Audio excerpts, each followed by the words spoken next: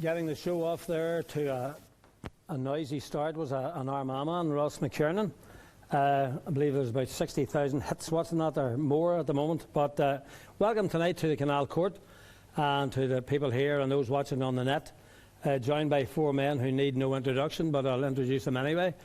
We have Benny Tierney, Stevie McDonnell, Tony Kernan and Danny Hughes. And you're all very welcome. I suppose the first thing to be said is that this is the third match in the Ulster Championship, and people at the moment are saying that we haven't got a championship. Or what championship, Benny? Well, I suppose it's been a bit of a wake to start off with. I suppose the draw had a lot to do with it as well. It's important that we don't get overcritical. There's a lot of people running down our game at the minute, and we're waiting for a game to ignite it, and hopefully we'll get that on Sunday. When we meet our own neighbours and our own adversaries from across the Clanray, or the Clan, whatever you call it, across the river, where we get on so famously with them. And it's a rivalry that we look forward to, and I think the whole of Ulster's looking forward to it at the minute. I don't think there's too much between the teams. The first two matches have been dire, let's be honest about it. Antrim were never going to be a match for Donegal, and Fermanagh were never going to be a match for Monaghan. And the draw sort of did that as well. They pitted no big teams against each other.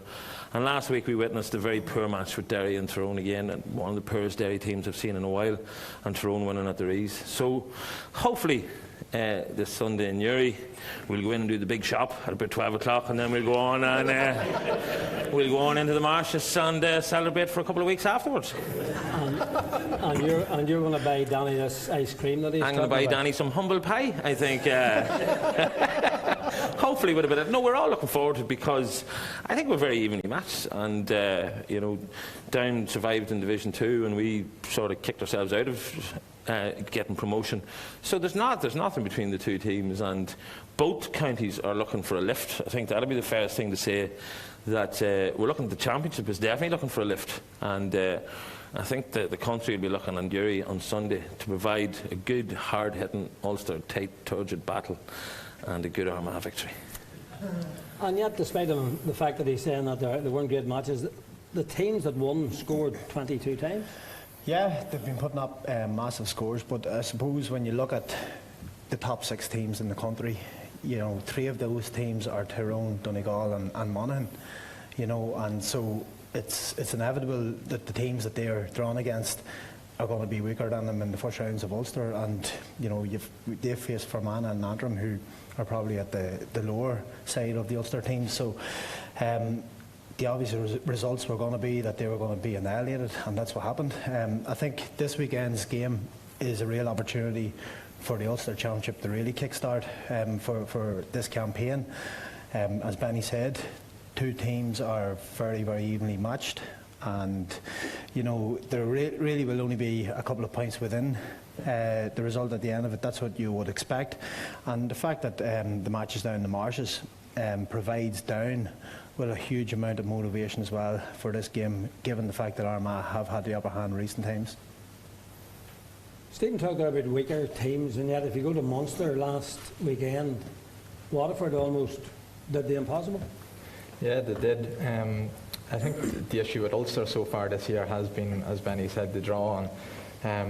Until Tyrone or Donegal or Monaghan meet each other, we're not going to have the tight, tough game that we've spoke about or that people wanted. But Sunday, from our point of view, we may not be on the level as those 3 teams at the minute, but Down and Armagh are evenly matched, so it's going to be a tight game. So it is. Hopefully it's competitive and hopefully it's hard hitting, and there'll be a big crowd here. Down have spoke a lot about over this past few years trying to get a game in the marshes, so they've got a game now, and let's see what they can do. Tony mentioned there about the big teams in Ulster haven't really got started yet. Would it be true to say that we haven't really seen what they are capable of, because they've just really sat in second gear, and maybe, and with all due respect to Antrim and Fermanagh and Derry, they just put the foot in the accelerator when they needed to? Well, Tyrone, I think Tyrone are a very consistent team, but they're very consistent right throughout the championship at the one level now. People will say, yes, they racked up the scores and stuff against Derry, but Derry are a poor team. they've lost a lot of players, and Antrim, Fermanagh and Derry have all the same problem, that players seem to be saying, right, obviously we've no chance of doing anything either in Ulster or in the All-Ireland, so I'm going to go to America. I'm going to commit to the club. I'm going to go and watch Coronation Street on a Wednesday night, you know. So that's the reality of where I see the game at the minute. You've got Tyrone, you've got Donegal, and you've got Monaghan, and after that in Ulster, it's pretty poor. But as I say, the big card for down players are that it is a match against a team that aren't a Monaghan, Donegal or Tyrone, and it is our neighbours in Armagh, and it's in Uri. So a lot of the, I suppose, down haven't really got hit with the players leaving like the other counties, because it is Armagh, it is in the marshes, and it's a big occasion. But if you had been meeting somebody else, perhaps it would have been different. But I just think we have a massive problem now in the country that 10 years ago or 20 years ago, a team would have been caught in the first round of the Championship. Even in 2011, Armagh caught us in the athletic grounds. And well, I would say caught us, but, with a better team that day, and fair play to them. But the reality is the chances of an Antrim catching anybody out are gone for Fermanagh and Derry. And unfortunately, with the back door and stuff like that, there's just the bite has gone out of the Championship for me this past couple of years. Well, Benny said at the start that the game's getting bad press. The marquee, I'm speaking here of 4 forwards sitting beside me. People do forget. There's people are smiling. On my left, the best forward Armagh never had. On my left, we have a forward. Under 12 level doesn't count. I'm under 21 full forward and Benny Tierney. So I'm talking to 4 forwards. But we'll start with a real forward, Danny. Are the days of the marquee forward gone? The go-to player, is he just being smothered by these defences? I think honestly the forwards are being overcoached. The coaching there, it's. I've said it before, and I think the defensive system is great for. It was great 4 or 5 years ago when it was smashed into the game by Donegal, and it was changed even in 2012 when they actually won it. But the days is so structured now, coaching is so structured, you move from one drill to another drill to a defensive, and it's defensive. The players, like, with a wee bit of how would you say it, wee bit of a license to do what they want, give the ball away. It's not going to come off every time. Likes of Tony here beside me and Stephen. How many shots did you hit from corner flags that people will say, don't take it on now, don't take it on, and he knocked them over, or left and right foot? You got to have a chance, you got to have a go. And I think they're being overcoached now to the point where it's so robotic and it's so straitjacketed that football now, there's no characters in football now. There's no forwards that you would say give him the ball and let him take a man on, because once he goes past one man, there'll be another man battering at him, and the reality is that's the way the ball is gone, or that's the way the game has gone. But I think for me, coaches are coming in at senior level in clubs and county level, and they're looking for the quick fix. They're under pressure straight away, and if they don't put in the defensive system, get results immediately, then supporters are on their back and they're saying, right, he's not doing the job, we're not winning. And the reality is there has to be more about the game than just silverware, because not everybody can win the Ulster or the All-Ireland. So they have to try and coach the great players like the McDonnells, the Tony Kernans, into expressing themselves, and that's where I think it's lazy at the minute, where it's just defence. Well, I'm going to miss Tony just for a second. Stephen, if you think of the Gooch, the Dublin Kerry match a couple of years ago in the first half, where Gooch started sliding these pinpoint passes through, and everybody was totally amazed. Number one, that he was trying it. Number two, that he was successful at it, because that's the way that, I was going to say the old game was, but that was him seeing a spot and picking it and just carved open the Dublin defence. But it was also him maybe spending the previous 10 years of his career stuck in the inside line, and then being afforded the freedom to move out to the half-forward line and show what he could really do in terms of playmaking. There's many players in there that do spend time in the inside line that often want to go out. I was one towards the end of my career. I really wanted to play in the half-forward line because I didn't want cornerbacks nipping and pulling at you and dragging at you. You wanted a wee bit of freedom. And that day in particular, Gooch gave an exhibition of passing, and I believe that it was down to the fact that he was afforded a wee bit more freedom out the pitch. The Dublin defence didn't know how to cope with a player of his brain, because his movement was exceptionally good and they couldn't contain him. Going back to Danny's point as well about the coaching, my belief is also the ratio of training sessions in comparison to games nowadays is, I would say it's as high as 10 to 1. You've almost got 10 training sessions to one particular game, and that allows coaches as well to maybe to get a real implant on the game, on the team, and how their style develops. And as Danny says, you know, the easiest thing to fix in any team is to put in a defensive structure. So it is, and coaches see that as a success, and they try to carry that forward and they stick with it. They try to improve on it, but they stick with that first and foremost. And too often, coaches are afforded too much time on a training pitch to perfect defensive strategies, and I believe if there's more games in comparison to training sessions, we would see more attacking football. You talk about the Gooch there. It was the foot pass that did the damage that day. Has the foot pass almost disappeared? Just touching on Danny's point there, where you talked about football in a bygone era, where the likes of Stephen O'Neill or Stevie here, or marquee forwards at the time, were able to show their creativity. I don't think they're allowed to show their creativity anymore, because when they go back in after a game, it's paralysis due to over-analysis. How many balls did you get? How many balls did you give away? You know, I can remember I did a wee bit of stats for Armagh, you know, towards the end of Joe's, and there's players coming to me after games going, how did my stats look? Not how did I play, like. Yeah. It was how did my stats look, for fear I mightn't get picked for the next game. Where you have a player like the Gooch, for example, there's no manager going to tell the Gooch how to play. Do you know what I mean? There's nobody told Oisin McConville how to play.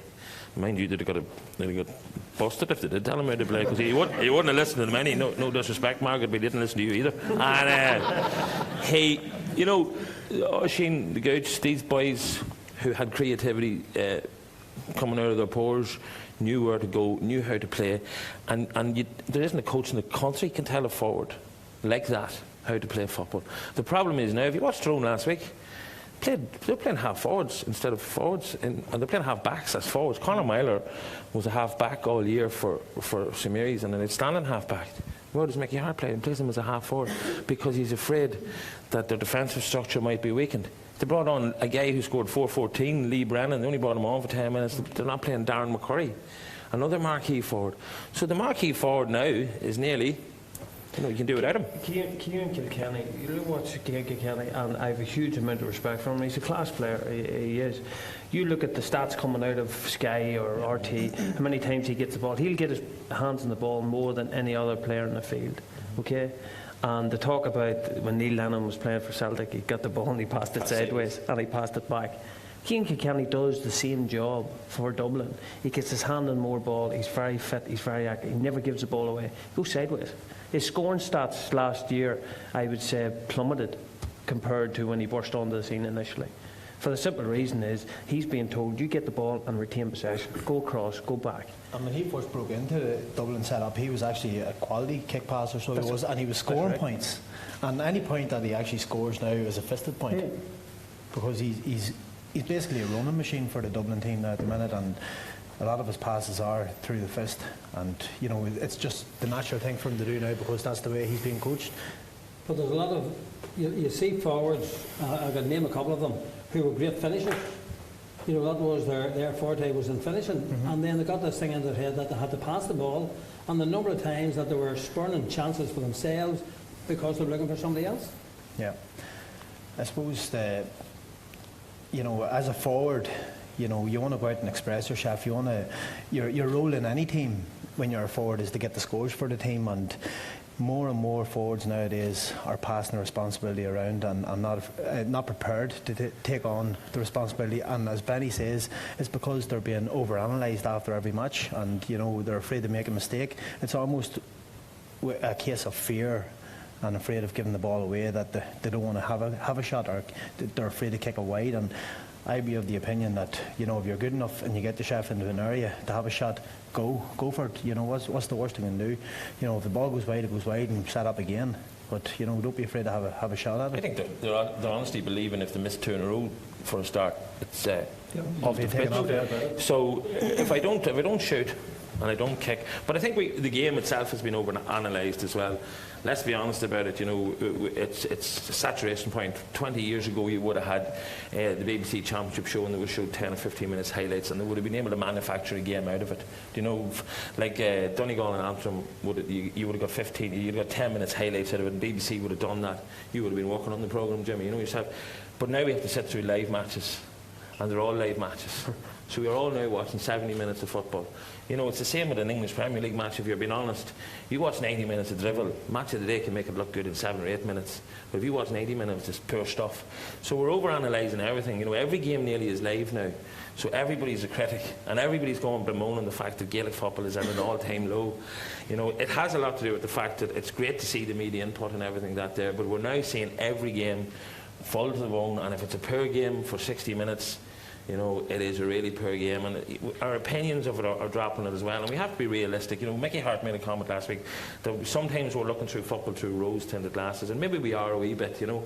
The games weren't all brilliant, you know, and I played a lot of poor games as well back down through the years, and maybe the BBC Championship show made them look very interesting because there was a tight, through the great production team like yourself, Jimmy, like, you know what I mean? To be fair, a number of highlights really included you, Benny. Oh, they did? Oh, the All-Ireland one did. Talk you through that someday. To go back, I delivered this Tony Kernan out because Crossmaglen bucked the trend. You know, all these other ones are at this certain defensive game, whereas you boys, in the main, go out and express yourselves. You play your defensive game, but as soon as you get possession in your full back line, it's gone, and the foot pass comes in all the time. I think the main issue for marquee forwards is there is still marquee forwards in every team. Like we have Jamie, you have Donal O'Hare or Jerome Johnson with Down. Conor McManus is probably the best forward in Ireland, Paul Geaney. But all those players want good fast ball. But because everyone's in their defensive structure, you can't kick the ball from your half-back line to your full forward line. So they're not getting fast, quick ball. I think the main issue is there's a lack of a half-forward line in most teams. Like if you look back, whenever I was growing up, you had Trevor Giles and these people at centre forward and John Mack. We can't name a centre half forward in Ireland at the minute because nobody's playing centre half forward. We've Kieran Kilkenny playing in Dublin, but he's just passing the ball sideways. I think the sooner teams start going back to keeping the shape and maybe holding a half forward line where the defence have an outlet to kick the ball too. You can't kick the ball when there's nobody there, and you can't kick it 90 yards. So that's why marquee forwards are maybe suffering. And that's why we're playing half-backs in our defence. But the reality is, sorry Jim and Tony, the reality is, this man beside me, what do you do? 31. But the reality is that the likes of Tony, Aaron, that are, you know, good ball players should be still playing for Armagh. I don't expect him to comment, but you look at Jamie Clark, who's without doubt has the potential to be one of the best players. But players like that are deciding, you know what, the way the game is going here, they're not doing their best to keep these type of players on the field, and they're saying at 30, to hell with this, I'm way back to the club to try and enjoy playing, obviously in a structure like Crossmaglen. But you know, players like Tony, like Aaron, should be still, particularly for Armagh, should be still in that team. Well, I think, Daniel, you can go through every county in Ireland and you can see a lot of players who are, it's becoming a game now at 30 years of age where it's time to pull the plug. If you're thinking about family or work or anything like that, back when I started out, it was something you could do. It was something you could mix. You could mix club football, you could mix a social life, you could mix a working life, and at the bottom, you could mix a married life. But these are all things that have factors on your life, and with the current commitment to county football, and club football has lifted as well. Yeah. So if you're trying to marry all of those things together, it's impossible, and you can't be expected to be a county footballer to hold down a really important job, marriage, and all the things, children that come along. So at 30 years of age, as a county footballer, it's nearly time to go. County teams and county managers and county setups are let's be frank about it, they're getting decent expenses to run the team. Okay, the players are there. They're getting the tracksuits, yes, and they're being better looked after than they ever were. But the reality is that managers could keep on those experienced players if they didn't ask them to commit. A guy at 30 and 31 doesn't need to be at the training 4 or 5 nights a week the same way as an 18 or 19-year-old. It doesn't need to happen. But because the managers are under pressure, it's like Premier League soccer. Because they're under pressure very early in their tenures, they only get 2 or 3 year tenures, maybe even 1 at times now, as we've seen with Down. Then they say, right, I have to do this, I have to do it. You don't have to do it. Tyrone won in All-Ireland in 05 and 08, training 1 night a week, for example. You know, so, and then they were with their clubs another night, and then they met up at the weekend, obviously. So, you know, somebody just needs to break away from the group. Yes, Dublin are ahead of everybody else, but why should a 30-year-old have to train at the same? I think Dublin are that professional that they can relinquish some of that control in that their working life. They're able to smother that and to help them out financially. There's sponsorship deals going on with Dublin. So the rich get richer and the weak get weaker. And that is the result why you have a very poor Derry team going out last week, as you rightly pointed to, that people are now voting with their feet. They're looking at the draw. They saw Tyrone in the draw and they went, hold on a minute here, we're going nowhere at the minute. And that's why people are walking away from county football. And somebody has to buck the trend, but it has to come from the top down. There has to be. This isn't something new. Like, people didn't just start walking away from county football now. It's been happening forever, so it is. It's just more with social media and newspapers and everything's being overanalyzed. And people aren't leaving because of the style of football. They may be leaving because they've other things going on in their life. But the one team that's looked after the best in Ireland is Dublin. And they can't even keep their players. And they're still playing the best style of football. They lost Jack McCaffrey, they lost Rory O'Carroll. So it's not something new and it's not something unique to Armagh or to Down or whatever. There's just more to life for some people. Well, Mickey Hart said last year, I think it was, that he's not in the entertainment business, right? Which is fair enough. Benny said at the start about the game being unattractive and turning people off. Will the Super 8s be the answers, David, do you think? Just a nice wee easy one for you. Yeah. You know? I'm not too sure if it will or not. It's hard to know until we actually see it for a year or two. What I would expect with the Super 8s initially is that you've got your top 6 teams almost guaranteed of breaking into it, and you might have 2 surprise packages. I'm just hoping that Armagh will be one of those surprise packages. But if you look at last year's championship campaign, Tipperary and Clare made serious inroads. You know, next year they would have benefited massively of making that type of progress. It's hard to know will it benefit overall. I think what it will do, it'll hurt the club game a wee bit more. So it will, and the club game at the minute is hurting as it is because of the lack of availability of county players towards the clubs. We need to remind people the Super 8s is 1 home game, 1 away game, and then they'll give them Croke Park. Yeah. So there's 3 bites of the cherry. Would you have fancied that in your day, Benny, would you?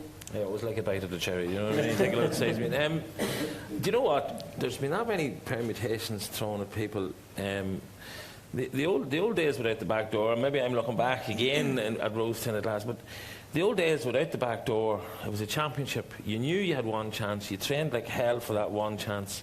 If you were beat, the answer to some was to go to America and the rest was to stay with your clubs. And you give it hell for leather to that game, and if you got the next game, you went on a run. I remember going on a run in 1 year and we played 6 matches and we never got to an Ulster final, but I can say it was probably one of the best summers we ever had because it was, I think it was 95, Donegal Billy's in a replay. We had 3 replays that year. 92 it was. And, 93. We'll get there eventually. Good statisticians. Dementia set in, but it was a great summer. We never won anything. We had 6 games. And one Sunday rolled into the next, and it rolled into the next. And from supporters to players, you knew that at the end of that game, you were either in or out. And there was something about the championship then. Championship football then, you know, all right, a lot of people said you trained 6 months and maybe you had 1 match. I'm sure Antrim aren't really looking forward to the qualifiers at this moment in time. I'm sure they're struggling to get training going towards that there. So it's like the old adage, if it's not broke, don't fix it. We thought it was broke then. We tried to fix it. I'm not sure it's working.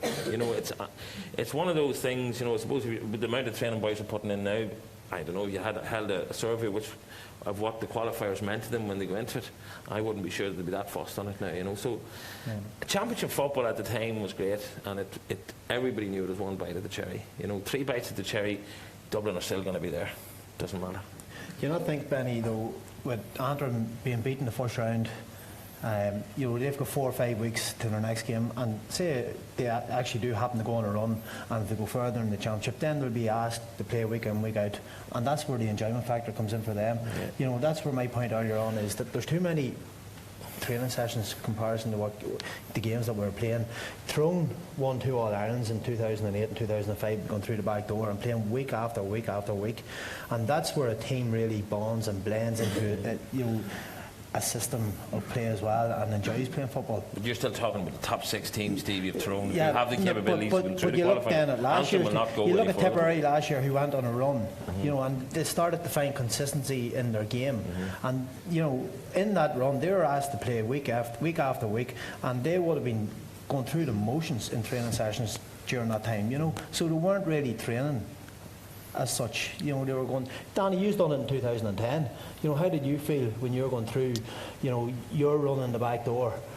Who beat you? Who beat you in Ulster? Tyrone beat you in the first round? In the semi-final. Semi-final in Kernan Park. But that particular summer, it was great with the fact that the games were week in, week out. But training sessions, you know, we would have had a tough training session on a Tuesday night. Thursday night it was a bit of shooting, and then the Sunday it came in on Monday, Wednesday, Friday. But I think there's a couple of points that you make, Benny, that are spot on, and I never played pre-01, but there was a championship feel to it. You know, with the back door coming in, it changed everything. It changed championship football for good.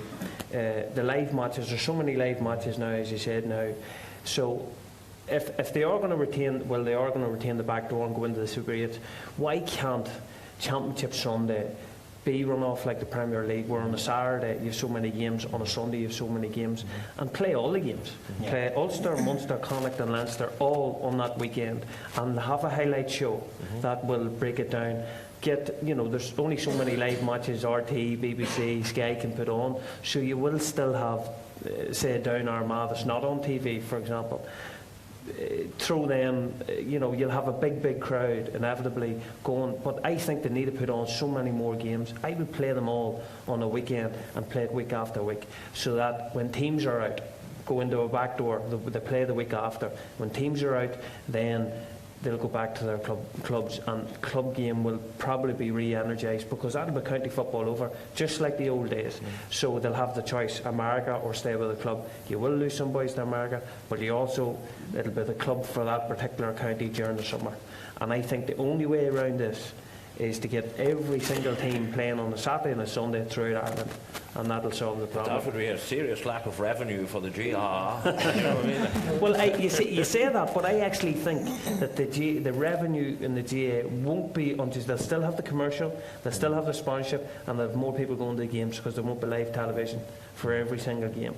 So if you have live matches, then the crowds dip, and as Benny says, revenue drops. But they're going to dip anyway. So if Down and Armagh are playing this weekend and not live, you know, the live TV will inevitably take people away from the game this weekend. There's no doubt about it. I still think you'll have a bumper crowd this weekend. Yeah, so you will, but you know, and it'll be people there too, because but you know, say I'm talking Tyrone, to people who haven't been in an Armagh and Down match maybe in a long time. Yeah, I think there's a wee bit of especially for the first round of the Yes, Championship. and the Marshals as well, because it's it's supposed to be a home venue for yourselves, but it'll be as much a home venue for Armagh. But say take a Derry Tyrone, and it was on this weekend, you know, and they choose to put on the Down Armagh, you'll still have a decent crowd go to the game, but the GAA won't lose that much. They'll still have the commercial side, they'll still have the Sky TV. In relation to playing every week, of the 9 years I played with Armagh, the year we went on a bit of a run was the most enjoyable year, and the one that I probably had the most fun out of. I think we were away 6 weekends in a row, so we were. And I don't even remember much about the games, but the whole weekends and the crack with the boys and down in Dublin and travelling up and down, it was the most enjoyable bit. We were doing bits and pieces in training, so we weren't kilt, but just playing games, that's what we were looking forward to every weekend, and it was probably the most enjoyable.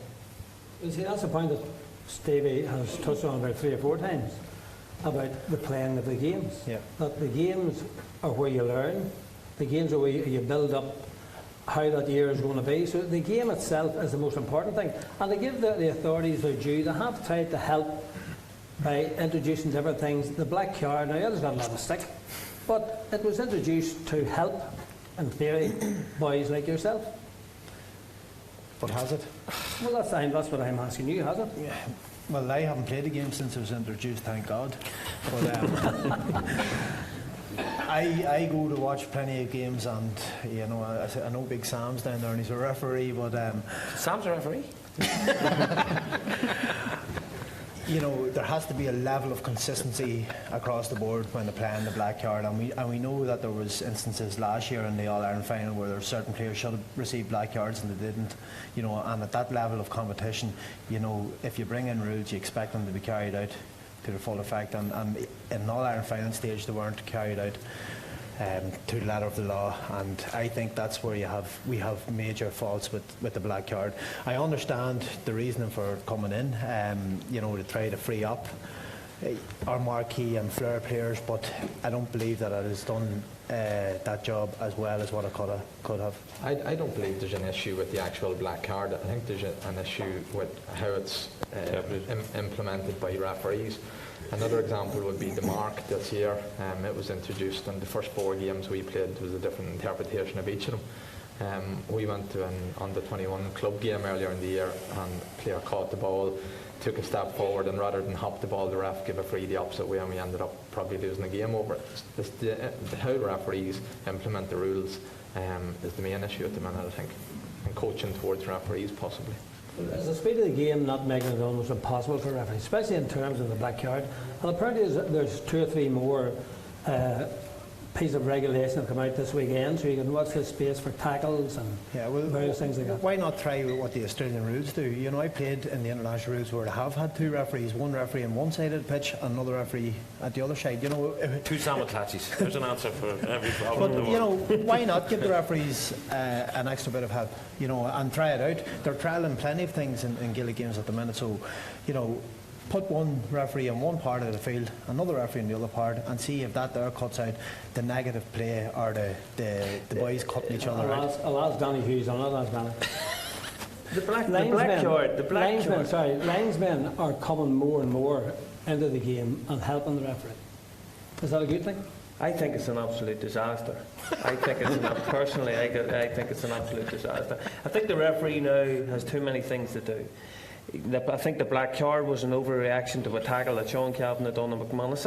Let's be frank about it, because that's what it was. That there was a whole outlay and the whole lambasting session, and the reality is that those things have always happened in Gaelic football, always.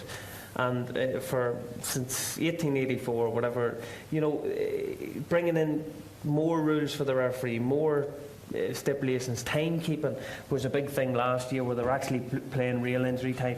How many games over the years, how many All-Ireland finals over the years have been lost because of proper timekeeping hadn't been done, and now finally they take it in last year? The referee's an impossible job. Impossible job. A wee slight pull, and you know, the outlet, they're under far too much pressure. The black card is a disaster. I think the referees are far too much to do. I would agree with Stevie. Take in 2 referees. Keep the linesmen doing the line, waving the flag in either direction, and that's about the height of it. I think the weaker counties struggle under the black card because a referee will automatically go to a weaker county and he'll say a black card will be handed out with much more regularity. You get Dublin and Kerry, you will not get a referee who has the gumption or the guts to stand up and give a massive decision in a big game like that there. So it's fine in the league and it's fine in the early stages of the championship and weaker counties are involved, but when it comes to the bigger game, it's back to the yellow card for the black card. The black card again, people don't know the difference, you know? Is the linesman not helping the referee? If the referee can't see everything, I think anyway that I've seen referees being informed by their linesmen that such and such a thing has happened, and the next thing he goes over, you know, he hasn't seen it, but he's taking the word of the linesman. Is there anything wrong with that? What I would like to see playing as an inside forward is that the umpires are actually qualified referees and understand the rules really clear, because I don't believe that umpires provide the assistance to a referee that they should be. How often in our games do we see a forward actually getting sent off, you know, because he's retaliated?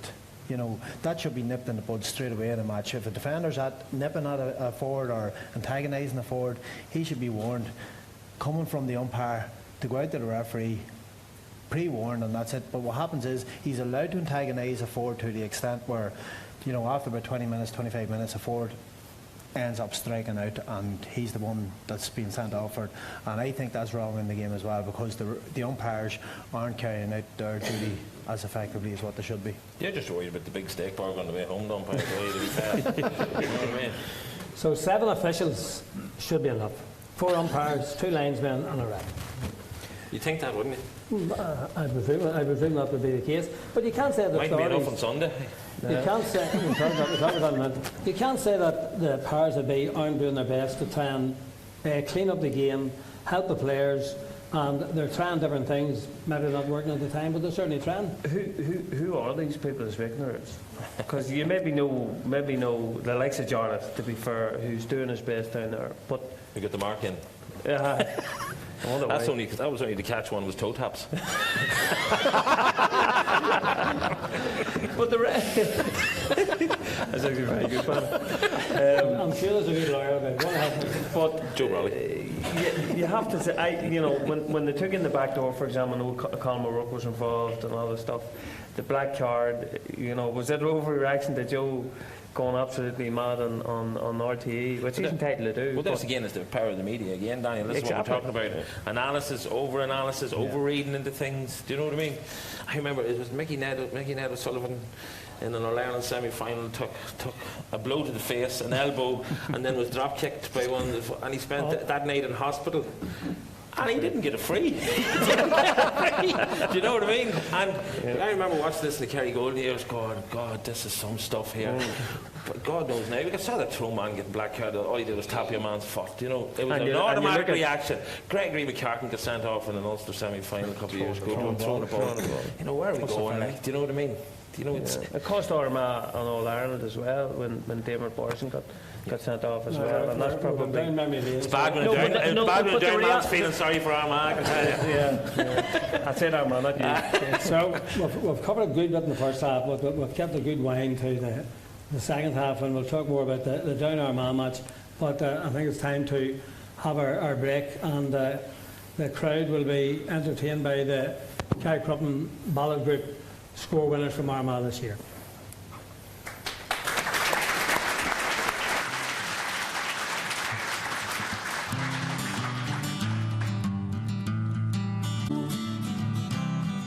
The train from Sligo moves too fast when holidays are gone at last, and winter nights are here again. Please promise me you'll write me then.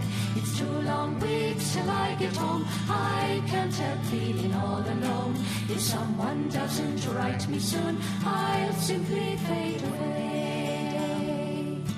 Eyes wide as silver dollars, can't think why, but she's a scholar.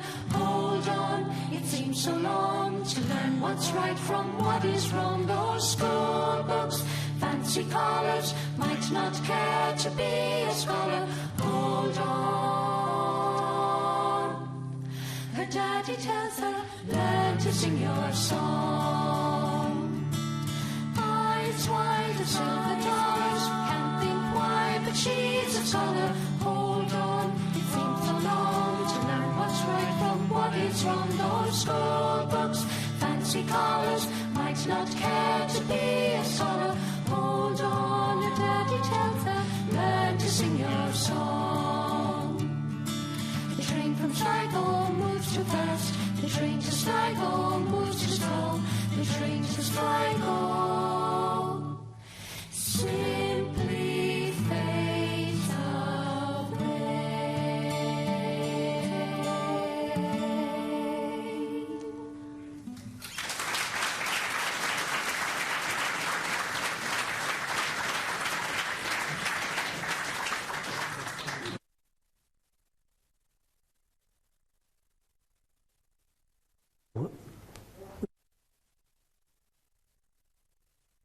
Word of the Armagh team very, very soon, but just before it comes, Armagh will have a manager in the stand.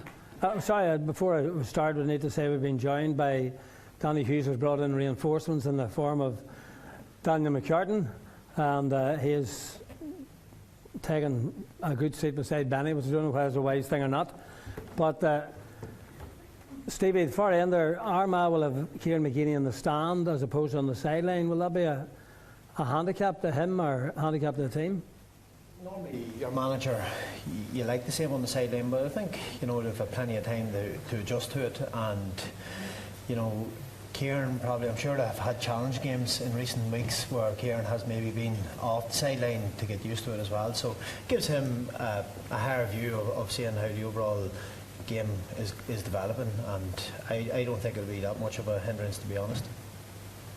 Is the game too much about managers, Danny, is it? Do you know, Jimmy, I think you're spot on there. I think it's all manager led now. It's all about the manager, and I think the sooner that we try and get the focus back on the player led teams, I think the better, because I think input from the team, especially experienced and senior members of the team, it can be very worthwhile for every manager. And I think when you I suppose approach any team, I think when you approach managers approach in an arrogant manner, which tends to happen because a lot of them have maybe won All Ireland or won a lot of they've had a lot of success in their careers, but I think it needs to be more player led. Yeah. Who would want to be a manager, Tony? If we're talking briefly in the first half about pundits and newspaper articles, etc., etc. Who would want to be a manager of a club team, let alone a county team? I think it's the natural reaction or progression for people who have finished playing and they need to try and find that buzz or get that buzz. I'm certainly used to having one around with Dad at home for so many years, and what ultimately happens is you lose your dad for a few years and he goes off and looks after 30 other kids. It's a tough job, and it's only going to get tougher with what we said earlier on with the social media, TV, newspapers constantly calling and phoning. So it's not an easy job, but I don't think we're going to be stuck for managers going forward.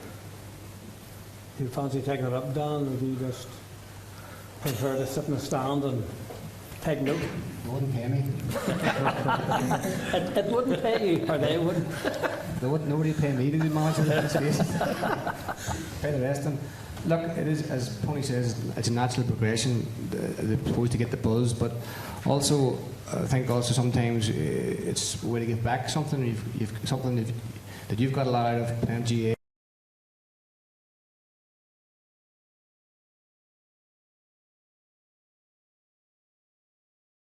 Development squads, that's a way probably to give back to the GAA. And people say it is a grab all association, but to an extent, like, you'd be shocked if you actually looked inside you what many friends you got from the GAA.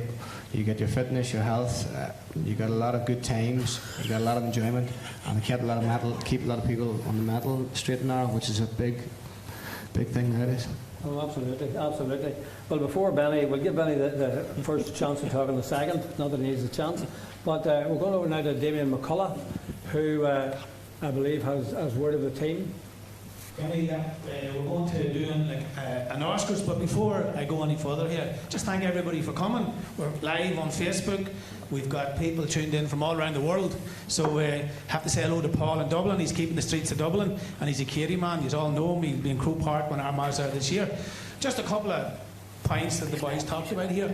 In relation to the umpires do have a fair amount of authority dealing with what goes on. I'm not sure if they can go out actually and speak to the referee, but they do. They're all clued in and they're tuned in, and they actually go to Croke Park and get trained, believe it or not.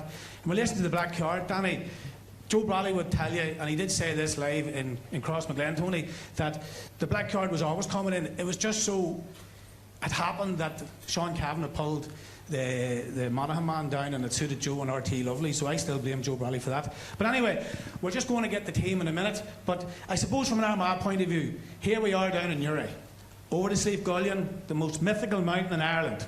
Believe it or not, it was formed by a volcano millions and millions of years ago. Carabellia's Lake, up to Lough Neagh, where, of course, the throne men are on one side of the Black Water, and then, of course, back down to the ecclesiastical capital of Ireland, where there's kings buried, and Armagh play great football, where Jimmy Smyth and Benny Tierney played in the forward line many, many years ago. But here in the Canal Court, thanks to everybody for coming here. It's great to have everybody here. Peter Macon, I see Peter Macon here, a great manager back in the day. The O'Neills, the McKnights, and of course, going back through to Danny in 2010. Well, we're not saying about that one. But I want to give people a wee bit of geographical history here. If you look at Park Asler, when you come into Park Asler from the roundabout end, when you look down the Park Asler, the actually only playing area in Park Asler is about 3 metres out from the fence up to about the 45 metre back in. So on Sunday, when the game goes on, Down will not be scoring in Down, they'll be scoring in Armagh, because both goalposts are in the county of Armagh. So I'm now, that is a fact. So believe it or not, check the maps, that's for sure. So we're going to get the team handed to us here, and we just wait now. This is like the Oscars. There's an arm going to come through the door here now. Just wait till you see this. Here it comes. And this is live, so the door opens. There's a hand come in. Hold on, I get a hold of this hand here. Hold on, where is it? Here we go. That was Kevin Fox, tried to bring him in. I've got the Armagh team here. There's going to be great news. There's going to be debutants. So Jimmy, lads, great to have you here. Great to have the whole lot of you here. This is like the Oscars, Jimmy. Well, Jimmy, it's a black book, so Danny has them all. So, Jimmy, I'll leave it over to you and take the team and read the team out to everybody here. Goals, Blaine Hughes. Number 2, James Morgan. Number 3, Charlie Byrne. Number 4, Paul Hughes. 5, Aaron McKay. 6, Benton Donaghy. 7, Mark Shields. 8, Stephen Sheridan. 9, Niall Grimley. 10, Aidan Farker. 11, Oisin O'Neill. 12, and Captain Rory Grogan. 13, Jamie Clark. 14, Stephen Campbell. And 15, Andrew Mornan. So, the first thing is 5 boys making their debut, Benny. Yeah. A brave step. Well, look, we've been privy to a league campaign where Geezer has traded a lot of players. I think it's been a very positive. You know, people will say Armagh didn't get out of Division 3, but I thought this year we were playing with a different style. We were playing more attacking football. I think there's a level of optimism in Armagh, even though people will say we still didn't get out of Division 3. I think I look at that full forward line straight away, and I see Mornan, Campbell and Clark, and that's something to excite you. We have a target man in Mornan. We also have a target man in what do you call him again? Stephen Campbell, and of course we've Jamie Clark playing as well. Rory Grogan, Oisin O'Neill and Aidan Farker. That looks like 6 forwards as well, and we're obviously going all out attack. Stephen Sheridan, a young guy from Forkill, has played well during the league. Niall Grimley as well. We're blooding new boys, but Down will be blooding new people as well. It's not a case of there'll be 5 or 6 debutants from Down as well. So it's over to the marshes, and that beautiful geography lesson from Tigger there. I just hope that I'm sitting about 14 seats from him in the marshes. It's an exciting lineup from Armagh. I don't think there's too many shocks there. And maybe Kieran McKeever, possibly you might see him being introduced at some stage, because he's a man of great experience and he's been playing, he's done everywhere but goals at this stage in his career. But you see Aaron McKay there from St Mary's as well, and Oisin O'Neill from Crossmaglen. I think we're all well aware of Oisin's talents. We saw him in the Sigerson final this year where he practically single-handedly dragged St Mary's back into the game. So that's an exciting team. And I think we're all genuinely looking forward to Sunday, and just looking at that team, we have hope, but I'm sure Down will be saying exactly the same thing. Dan, you wouldn't have been surprised by the 3 full forwards? No, it was a secret that, well, not a good well kept secret about town that them 3 boys were playing. Look, it's as strong as 6 forwards as you'll see in Ulster at the moment. Maybe Mark, maybe Throne, but other than that, there's a lot of boys there are going to. Oisin's probably making his debut. Rory Grogan's been about for a while, and he's going to maybe this year kick on and really show his true potential. A lot of them boys have played university football, have played on 21. Jamie's been about the block, as you know, and glad to see he's put a shoulder to the wheel and not gallivanting the country for a while. So it'll be good to get him back in and playing a bit of football about the town. Look, you need forwards to win games. My old man called Rawhead used to say, we can win games if you've 6 forwards, and you don't worry about defence. Then you can put any man to play defence. Hence why he played defence. He said you still need 6 good forwards. He says, right, 6 good. Is great football. You're a fella, you're a young fella, good footballer. No matter. Have Down got the full back line to handle these things? Well, look, Darren O'Hagan's going to play in the full back line. That's no secret. And I think Darren O'Hagan's as good a defender as we have in the county. Jared McGovern's probably going to play in full back, picking up Soupy. The other cornerback was probably going to be young McAleenan, but he was cruciate there recently. So at the moment, that's up for grabs now. Jerry Collins has got injured now, man's cornerback. He got injured playing for the club. So to be honest with you, that is one of the positions that everybody in the county is probably looking out for. Half back line in the county picks itself, and in my opinion, you probably have Keelan Mooney, probably with Conor McGovern at 6 and Darrell Hanlon the AHA. Midfield, there's a lot of boys injured at the moment coming back from fitness, and that will be a place that we don't honestly know at the moment. Like, it'll be decided tonight, and I'll let be privy that up front. Look, it's no real secret that the 3 boys, the 2 Johnsons will be playing, and Barry Hagan will be playing inside. Ryan Johnson's in a chance to get fit in a race for fitness. If he's fit, he'll be playing. If he's not fit, he'll not be playing. But we don't really know. Other than that, you've Shane Miller. Donald O'Hare played very little football. He's injured at the moment on his ankle. Big loss to us. But he'll be. I hope that he's able to come on and give it about 10 or 15 minutes or even more. But this way, if he started the weekend, it wouldn't be crying. It's not really Division 2 versus Division 3 here tomorrow on Sundays, isn't it? No, both teams are evenly matched, and that Armagh full forward line, I think, is the best full forward line in Ulster. But I would hope that the entire forward line would play as forwards. This past, or a couple of years ago, we played Donegal, I think, in the Championship, and they, like Down, had Frank McGlynn and Ryan McHugh who were attacking half backs, and we probably spent too much time worrying about them attacking rather than making them defend. So I think it's really important that our 2 wing forwards, whoever lines out there on Sunday, actually put the defender on the back foot and make them defend, because Keelan Mooney and Darragh O'Hanlon will want to be running up the field and maybe kicking scores, and that's where Down will probably get most of their momentum from. But if we can make them track back and tackle boys going the opposite way, it'll go a long way towards us winning the game. I'll miss Danny for a second. Stevie, Armagh's style changed from last year to this year, and the difference was enormous. Scores from all directions. Yeah, I suppose that probably came off the back of the second half performance last year down in Portlaoise, where Armagh were 10 or 11 points down at half time, and they came out in the second half with a totally different attitude. Played a lovely brand of football, an attacking brand of football, got themselves back in the lead. Unfortunately, couldn't hold on to that, but it showed glimpses of something, and maybe the management have taken that on board this year, and certainly, they've played a more expansive style of football this year. They played that simply because they have 6 forwards that can score. And the one change there in the forward line is Niall Grimney moving to midfield and Aidan Forger going to wing half forward. Aidan is probably a wing half forward for a reason, because Down have attacking half backs.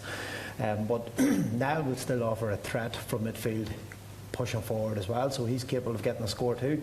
But when you have forwards of the quality that Armagh have, you've got to use them, you've got to get the ball to them, and you've got to play to your strengths, and that's what Armagh have done in the league campaign. Even though they didn't get promoted, but they played a good brand of football, an attacking brand of football, and any time that the ball went in early and in fast to those guys, the crowds at all of the games certainly got excited about it, so hopefully that'll be the case in the Marshes this Sunday. Eamon Burns got a lot of grief, but he still kept Down in Division 2. And they played the football to stay in Division. Granted, they got a point in the last seconds against Cork, but they stayed there, so they would have got confidence from the fact that they did retain their spot in Division 2. Absolutely. They ended the campaign with a draw, and how many times did we try and beat Cork down over the years? But we thought we were good teams, and we never got a result against them. So you have to give them credit where credit's due against Cork. But then when you see that Cork only beat Waterford by scraped through last weekend, that things down at Cork don't seem to be there, don't seem to be right. But Down, people are talking Armagh. You know, I was listening to Ocean McConville yesterday on 2FM as well. And, you know, Armagh's going to be very confident going in Uri. They are going to be confident. They'll look at their forward line and say, yeah, what's they are, they're capable of winning the match. But down players like the two Johnsons, like Keane Mooney, all them lads have played with the Armagh lads at college level and university level. So I know they might have debutants, but they'll all be very, very familiar with each other. And Down, I think if Down go on the front foot as well and really attack Armagh, then hopefully it'll be a good open game of football. But there's no reason why Down can't outshoot Armagh either. The full forward line is a worry for me, and the full back line of Downs is a worry. Darren O'Hagan, I would see picking up Jamie Clark, and Darren, as Dan rightly said, is a really, really good defender. I would see Gerard McGovern picking up Murnan, who's going to be a target man, obviously. So Gerard McGovern again can handle that, and then, you know, obviously somebody's going to have to pick up Stephen Campbell. But the reality is, it could be somebody come out of nowhere for Armagh, and actually the rest of them are looked after, and so it could be somebody that comes out of nowhere and wins the game for them. So, but I think if Down take the right attitude into it and go on the front foot, then I'd be confident that they can do the business. A lot of teams have been. I was going to ask you. A lot of teams have been afraid to lose, you know, so they don't express themselves. Well, the team that is not afraid to lose on Sunday, but the team that wants to win the most, they will win. Yeah, express themselves. I think possibly. I think both teams will go in positive and excited about the game, and confidence will be high going into the game. But I think in both sides, if you scratch, it can be quite fragile, that confidence, and if something big happens within the first 10-15 minutes of the game, that you could see one of them falling away and the other team maybe taking the ascendancy. A couple of years ago we went into that Donegal game and we were quite positive and excited about our chances, but then they got a goal early on and we struggled to come back from that there. And then even last year whenever we went in to play Cavan, we had a good 8-week period leading up to the championship, and Cavan started that much stronger than us and we struggled to get into the game, and then it came to Soupy's goal, a penalty chance, and had he converted that there, we were clawing our way back into the game, but it was just that moment where the penalty was saved and then our chances seemed to disappear from that there. So I think Sunday will be very much that there's going to be maybe a goal at some point in the game, and then hopefully it's an Armagh one and they can go on the ascendancy afterwards, but it's going to swing in one of those moments. You touched on midfield, Dan, earlier on. Is there a midfield now, or is it just 3 half-forwards, 3 half-backs and 2 boys? You'll have 16 players in the middle of the field. Yeah, some people say now midfield is a middle eight of athletes. Benny Tierney told me one day that there's 4 forwards that can play football, 4 defenders, 4 dogs, he says, and the other 8 can run. That's whenever he was managing, helping manage Armagh, so I don't know anything about it. Like, that's also conspired with the fact that Armagh are scoring more now that he's out of the management team. But they were saying that's because they were able to get something deep before the match. He was eating all the pasta and chicken. They won't get anything deep. All his damn energy. But no, look, it is middle eight now. They're all looking for this energy and GPS and see how many miles to cover, all this stuff. I covered 0.6 miles one championship Sunday. That was because your dad was taking you to the match. Look, they're all in a lot of things. You can get bored down statistics, okay? I'll give you. I played in an Ireland final and the ball in the hand for 14.5 seconds. My marker had the ball in his hand for 2 seconds. He hit 9 frees, the man of the match. You fouled him 9 times.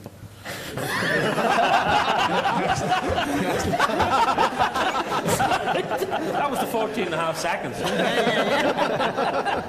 Yeah, but that's the game of football. Like, the skill still win. We're bogged down sometimes with that athleticism. Do you know what I mean? And look, don't get me wrong. I'm a great fan. You have to be at a certain level to play a game of football. Oisin Neal can kick a ball outside a football ball from 45 yards. Okay, so other boys can do that. Oisin is come on. He's starting now because he can do that. He can also catch a ball above his head, which is a skill that over the last 10 years has died a wee bit, especially in forward lines. They all want this nice dinky ball into the corner. There's no Greg Greenies jumping in there and winning break balls, smashing boys. They want the ball floated to the side. If not getting it floated to them, they're complaining, you know. But I think you make a fair point, Jimmy, in that midfield's now they're down, like down midfield. I suppose who knows? It might be Aidan Carr, Peter Turley, you know, and I wouldn't be that familiar with the Armagh midfield. No. And the reality is the two midfielders will probably cancel each other. You know, the days of a Tohill and stuff in either team, or even a McGrain or somebody like that, or unfortunately they're not there, Greg and McCartan. For whatever reason, neither Armagh or Down are producing that type of player at the minute. So, you know, and something that I would love to see maybe developed a wee bit more is the big midfielder there. But maybe the mark will help reintroduce that type of player back into a game. But at the minute, it doesn't seem to be there in either team, county. Well, somebody wisely said one time, you can only dance with the girls in the room, you know. Yeah. So you can only work with the players that you've got. Danny danced with any woman. In this room here. Right, we'll discuss that later. That's another programme as well. Dan had a word there. He talked about the dogs, right? Billy Moriarty wrote a very good article. Go ahead. Billy Moriarty wrote a very good article today where he talked about the dogs' war, where he talked about the defence and how important the defence was going to be. But he also stressed that the important thing of the defence was that you've got to be very controlled in your aggression. You've got to be very controlled in your tackling, and to make sure that you don't, as you and Dan talked about, get freeze away. So. It's very ironic that Finney and Moriarty wrote that, to be honest. But, yeah, look, it has become a much more disciplined game, and you know, they're all being coached now on how to tackle and how to tackle rightly. But again, it comes down to referees' interpretations of tackles as well.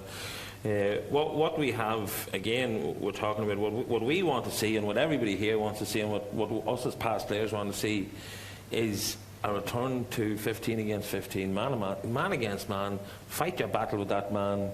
Don't crowd the defences. Let's see balls lumped into the forward line. It's going to be a wet day as well. Do you know what I mean? There's the potential for slipping and sliding, some late tackles, which I hope, you know, and you know, goalmouth incidents. We're crying out. We're crying out. For an Armagh scored a remarkable amount of scores this year in the league. They also, you know, if you're going to scratch beneath the surface, and let's be honest, we were winning 3 matches cumulatively by about 18 points. We lost all 3 of them. So we would have defensive worries. Like let's be honest about it. We have a good goalkeeper now at the minute now as well. We sorted out that problem. Like, but you know, whilst we are scoring well, previous years we were defending, and it was all about defence. We're all scoring this year. Defence might have suffered a wee bit, but I suppose when you've got Kieran McKeever and a few boys there who might could fit in and slot in anywhere else, but. It's anybody's game, but what we're hoping for in the Ulster Championship, but especially us as people who love the game and want to see the game played right, we're looking for scores. We're looking for people shooting on sight like these men would have done in the past. You know, when they got a ball, you turn. You're not looking to see if there's somebody over there and your stats looks better when you slip it sideways like Neil Lennon, and you know, you're looking to see a wee bit of excitement, a wee bit of entertainment. Mickey Hart says we're not in this for the entertainment. Christ, we're crying out for entertainment. We're crying out for it in the game at the minute, and I honestly believe that we'll get it on Sunday, because you know, I don't think we've any delusions that we're learning material at the minute. Do you know what I mean? So our only focus is on Sunday and bragging rights and being in the Canal Court maybe next Saturday night and insulting one another, which is what we do, and what this man would love to do to me and I would love to do to him, because we're good at it, and that's what rivalries and tribalism is all built about. So we're hoping to let 2 teams go hell for leather at it on Sunday and see who comes out standing. And you know, the Down men will fancy their chances. They'll be quiet about it. We're a wee bit more optimistic, because I think our forward line probably says a wee bit more to us at the minute. But anything can happen on a wet, wintry day in the marshes. 91, when Armagh played Down. I remember you talking about that. I don't remember too much about it. I was a young cub at that time, but I remember walking out of the field and I met this man's father. And Down had just beaten Armagh, an atrocious game of football, and Mickey Lennon, I think, scored a penalty, and Greg Blaney was playing that day. Some great names, Paddy O'Rourke. And Paddy O'Rourke's his biggest claim to fame is that he broke Neil Smith's nose in 3 different places: Omagh, Newry and Armagh. But what? All accidental. No, he did. All accidental. Really, was so stupid he kept running on him. But you know, I remember meeting your father coming out of that game, and this is just a throwback to what football was like then. You know, it was Championship. We were out. Down had moved on, but there wasn't that it wasn't a great game. Like, I met Dale James and known James from St Coleman's. He says, Benny, I was walking out of the head down. He said, I wouldn't be too disappointed with that. You wouldn't pick an Ireland winning team out of both those teams. Down went on and won an Ireland. And that was what football was like then. You know, you went on a run in the championship, and a team that looked poor enough in the marshes that day went on to win on Ireland. And it's all right, people talk about rose tinted glasses, but I'm looking forward to Sunday, like I haven't done in the last 7 or 8 years, to a match that brings back old relationships, old rivalries, meeting up with people that you've known down through the years from Armagh down football, having a good old bit of crack, a good old bit of slagging, and Armagh with 3 points. Danny, the atmosphere, Danny, on Sunday should be something else. It should be something, and we haven't had much to crow about in Newry for a long time. 99 was the first time we had an opening round fixture against Antrim. Down won that easy enough that day, but the last one, we had a replay against Tyrone in a first round championship game, and we beat them here in 2008, which was, I would say, for myself, it was as good a game as any of the games in 2010 under lights, and it was a Saturday evening, and there was nothing like it. There really was. It was something that you still. They talk about management that it's a kind of a soft landing for football, but I can tell you, and these other boys that tell you, there's no soft landing out of that kind of stuff, because that's kind of days that you miss and you'll always think about it.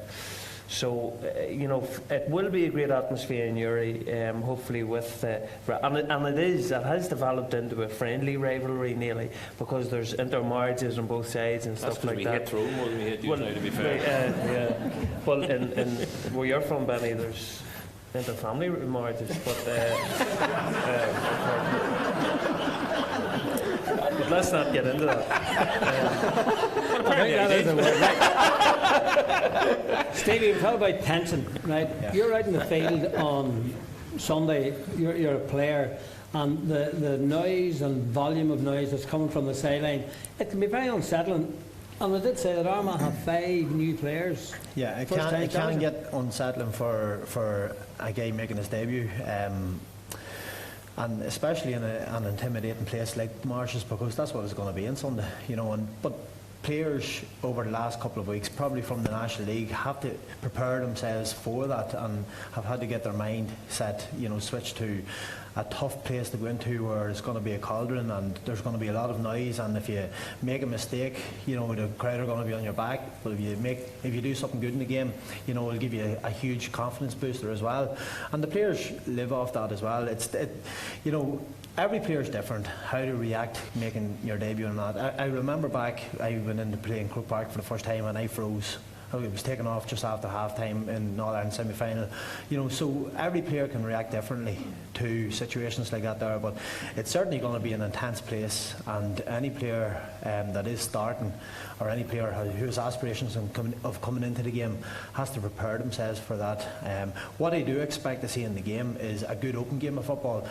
I think it would be naive for either manager not to play at least one sweeper, but it will be an open game of football where both teams will go to win the game first and foremost, and that's why I think so many people are looking forward to this particular match, because Down traditionally play an attacking brand of football. This year Armagh have developed their game plan into an attacking game plan, and hopefully they'll continue that from what they've been doing in the league, and it'll carry into Sunday's match. What I am a wee bit concerned about is that Conor Lane is coming up from Cork to referee the game, and I hope he considers the fact that it is a local derby. It's a rivalry that it is going to be intense on Sunday, and given the conditions, which will be probably wet, that he takes that into consideration as well when boys are going for the ball, because there has to be an element of contact allowed in this game on Sunday to live up to traditional Ulster Championship match. In the midst of all this, you need a steadying influence on the field. Who would be the steadying influence on the Down team, for example? Who will sort of keep the ship on track, Danny? That's a good question, because the team has changed a lot during the league. It was hard to say there was any real settled team for the league. It tended to change a lot. I would have thought at this stage, after winning the Sigerson, Kevin McCartan has actually played very, very well after going through a very, very tough period this last couple of years with Down. and with his club as well. But he started to play extremely well. So the likes of Kevin's experience, it will help. Aidan Carr as well. Aidan's been around a long time. And if Aidan's playing again, he'll be an influence. But Darren O'Hagan's our captain, and Darren's been there in the better times with ourselves. So, I think it's Championship Day. I know for Stevie, for me, it was about getting through and winning the game. That's when I enjoyed Championship games when we won them. And to say that you enjoyed the occasion would probably be overshooting the runway. You don't really enjoy them. You enjoy them after when you win and when you perform. But when you're in that battle, it is, as people here has alluded, as a war, and there's a lot of tension, and you have to kind of channel it in the right direction, your energies. But it's a very for any debutant, Championship Day is a very daunting day for them as well, and it can be good and bad. So, but it's certainly, you only enjoy it when you win it. I wouldn't say it's a very enjoyable occasion for the players. It's a lot of pressure. Who's the big man for Armagh on Sunday, Tony? I think that's a concern for Armagh people, so it is that we don't have Kieran McKeever fully fit and playing well there to steady things or control it, or Aaron or whoever. I think particularly in the middle eight we're maybe lacking a wee bit of experience or composure there. But Benny talked about forwards getting scores. I'd really love to see Jamie turn it on Sunday. He went to the Abbey, he knows a bit down, and he's heard a bit down from he was going to the Abbey. Once the draw was made, he knew he was coming home to play in this game, and from the draw was made, he was getting ready to come home and play in the Marshes. If Down's big player is Darren O'Hagan and he's picking up Jamie, I'd love to see Jamie go and kick 5-6 points. It's a long time since we've seen him do that there. He's maybe tagged on 1-2 or 1-1. If he kicked 5 or 6 points, I think all the Armagh players around him would grow in confidence and he'd pull them through, so he would. So for me, I think we need a big game from him on Sunday. Will the job of the manager, Dan, be to take the heat out of it? It's all being hyped up down Armagh, big rivalry, Benny's pumping it from the sideline there. Is the job of the manager, will that be an easy thing for him to get the players to settle down and just treat it, if it is possible, as just another match? Look, if a manager could do that, to be managing Kerry, the reality is this is a derby, okay, and you can say what you want, but every player playing, it doesn't matter if it's 10 years ago, any time, or whenever Armagh were going early, well in the 2000s, we still fancy their chances, even though we're against it. It's a derby. Everybody fancies chances. The hype is there, and rightly so. The hype's there. I sometimes believe a manager sometimes can calm a person down. You have to keep them on the level, on the verge of fighting without fighting. I never knew how to do that, but that's a level that they have. And some managers can do that, you know what I mean. But to calm people down, I think I like the game played with a wee bit of aggression, a wee bit of thing. I know talk about tastefulness and everything else, but I want to play with a wee bit of heat. And as Stevie says, if the referee lets it go, keep James Morgan on the field. Not be too bad. But we still want to see a wee bit of contest. And it is very hard for managers to get that out, and I hope it is very hard to get out of it. Sometimes in the past, it's been a fault of the down people that let the thing go away. I hope in the weekend, and I do think at the weekend they're not going to let it go away. It means too much, because it's a long time since we had a game in Uri. It's a long time since we had the old enemy in Uri, and how many we want to beat this. Well, Benny, we'll go across the line. We'll start with you. Who's going to win and why? Well, look, we have no right really to be. I have no right to be as optimistic as I am, but I've always been optimistic, and it wouldn't matter if any of the 4 or 5 of us were playing. We'd fancy our chances, as Dan said. When down with a great team in the 90s, we fancied our chances of beating them because of the fact that it's a local rivalry. Sport has thrown up shock results all over the world, but I just think, down our division ahead of us, yet I'm still optimistic that Armagh will win. I just think in our forward division, we have 6 forwards, and it's I think it's since Stevie and these boys played that we've had 6 forwards. Actually, and I hope they play the role of forwards. You know, I hope it goes to that 15-15. There will be a sweeper played in each team, I'm sure. You know, but I'm just looking forward to a good, honest game of football with intensity. Dan talked about it there. Let's have an old skirmish there. Let's have an old bit of bad feeling. For Christ's sake, Derry and Tyrone played last week. There wasn't a tackle in the game. When Derry came out onto the field in their home pitch, there wasn't a sound. You know, the life has been sucked out of football in so many ways. So we're looking for Newry to be lifting on Sunday with orange and red and black all over the place, and a few good old arguments in the crowd as well. You know, there's a famous story in the Clonus a couple of years ago when somebody said, Armagh was playing down in one of the games and Armagh were winning well. I think it was 99, and somebody started shouting from down, "We have 5! We have 5! You have none! We have 5!" And the old boy from Cross turned around and says, "That's right," he says, "but my grandmother had 5 children and she never have any fucking more." So, you know, and that's the rivalry and the humour that comes out of these games. You know what I mean? And I'm looking forward to it. I think Armagh. I think we just have that slight edge, and I think Armagh will win it by 2 or 3. I'm not going to say why. I will say why. Because we're nearly the end of the programme. Okay. Right. But Armagh by 2 or 3. A good old row, a good old talking point in RTE, and a few cool pints in Canal Court with just orange and white in it. Right, so we'll answer less of Coventry but shorter and another. Dan, who and why? We've got one for Armagh. Look, I'm a Down man, and let's face it, I'm going to take Down every day of the week and twice on a Sunday. Do you know what I mean? If you cut my blood, it will down to the day. Jimmy, I was born maybe in Armagh, but that's a bit ahead of it. Look, you had a good start.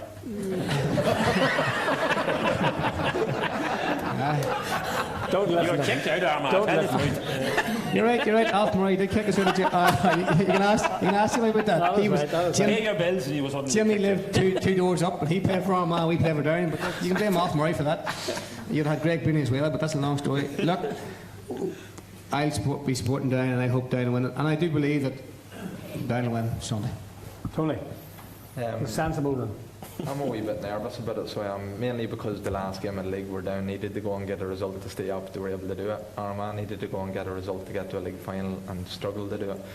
But I do think on Sunday that Armagh will win, but I'm nervous about it. I think when the big moment comes along, I hope some of Armagh's big men like Jamie or Soupy are on it, and we do get that goal or that point that's needed.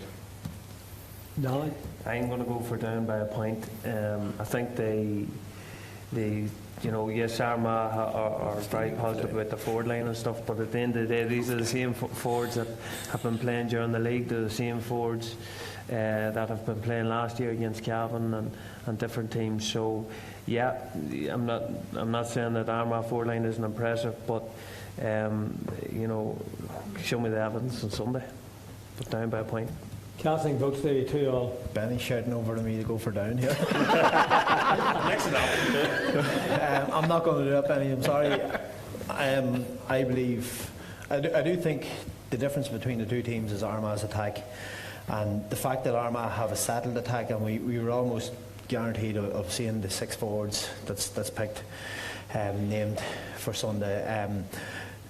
A lot of boys have mentioned quite a lot, Jamie Clark and Stephen Campbell, and they're the marquee forwards, of course, and Andrew Murn, the inside line. But I think the winner of the game for Armagh would be Rory Grugan and Oisín O'Neill.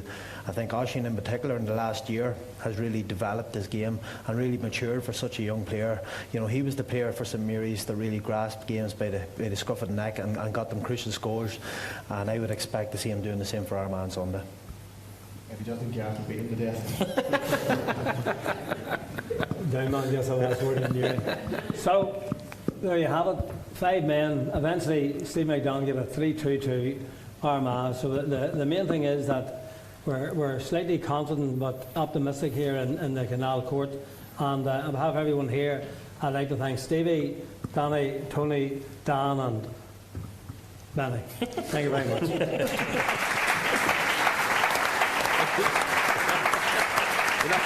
I'm going to let you slap.